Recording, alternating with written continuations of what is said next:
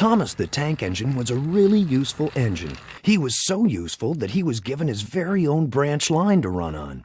"You could almost go without me now," joked his driver with a laugh.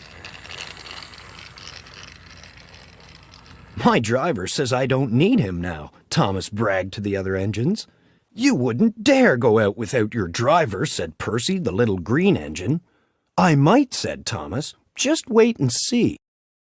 It was dark the next morning when the firelighter came. He lit a fire in Thomas's firebox to start the fuel burning. Thomas woke up. Percy and the other engines were still fast asleep.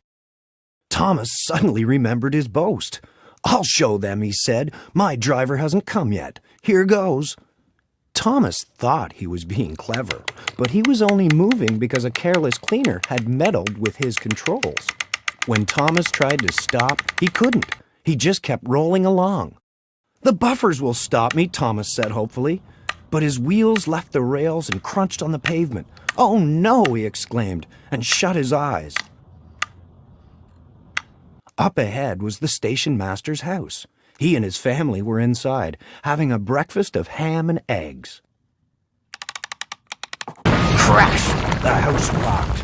Broken glass tinkled, and falling plaster peppered the family's plates. And guess whose head was poking through the wall, looking in?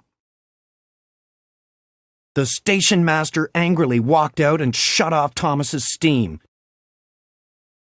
"Just look at what you've done to our breakfast," scolded the station master's wife. "Now we shall have to cook some more."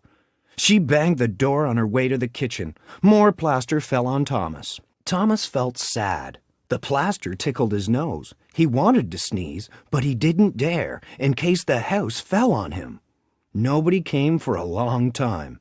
Everyone was much too busy. At last, workers propped up the house with strong poles. Then they laid rails through the garden. Puffing hard, the twin engines, Donald and Douglas, managed to haul Thomas back to the yard.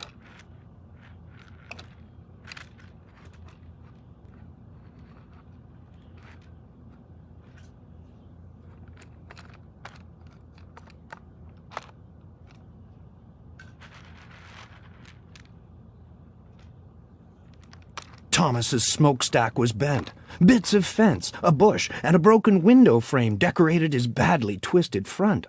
He looked quite silly. The twin engines laughed and left him.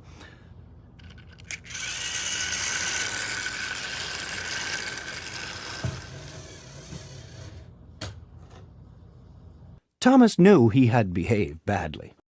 Sir Topham Hatt, the railway controller, came by to take a look.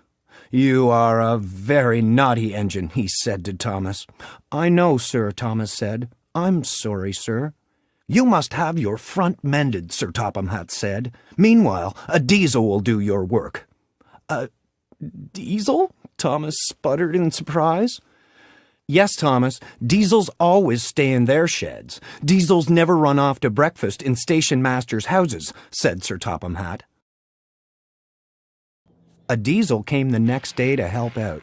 At first, he didn't want to stay in the engine shed, but he soon got used to working with the other engines.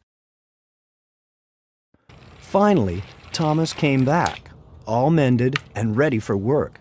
He and the diesel became good friends, and now Thomas knows not to run off without his driver.